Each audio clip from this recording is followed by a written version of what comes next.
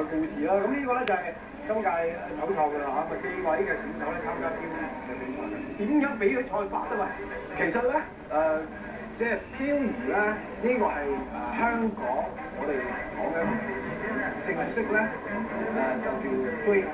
其實係咩咧？其實就係將你架車長期保持一個轉向過多、轉向過 overspeed， 即係 overspeed， 當然 overspeed， 即係你個轉向過多嘅時候，其實講俗啲就甩尾，即係長期令到你架車保持係一個甩尾嘅情況之下。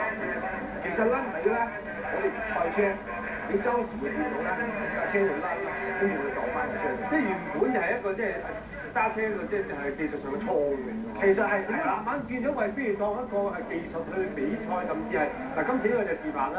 咁啊點樣去變咗慢慢覺得咦呢樣嘢得有得玩喎咁樣。因為咧，即係其實就係最早期嘅時候咧，就係日本嘅一個我哋叫做賽車始祖，叫做高橋國光。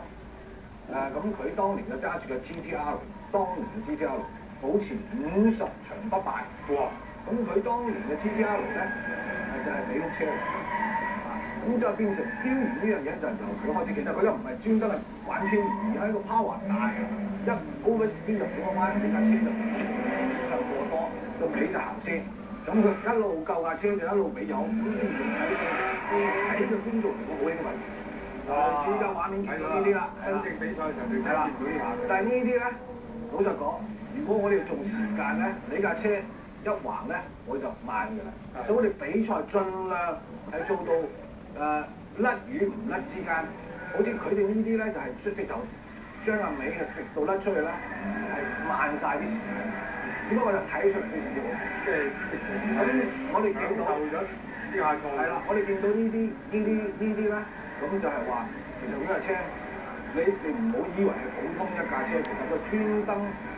為咗架車可以易啲去保持我頭先講嘅呢個 overspeed 同埋 oversteer 嘅情形，都可以一路 keep 住個車咧。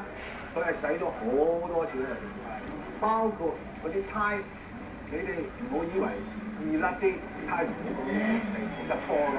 調翻轉啦，係啦，胎肉一定係可以咬。特登喺葡京灣呢度玩得飄搖，我覺得幾有少少諷刺喎。今日都意外發生㗎嚇。唔係，其實咧，我諗咧，因為你就交翻嗱，今屆即係嚟呢度第一次表演啦，同埋因為始終澳門呢條跑道你見到左邊難右邊難，咁我諗啲漂移啲選手咧個心理上有少少壓力因為萬一失手咧，即係唔知點交代嚇。嗱，今次有4位選手，包括2位係日本過嚟嘅係啦，廣一啦、望月大地啦，同埋香港嘅鄧志龍啦，係啦，麥桂文呢4位選手㗎嚇。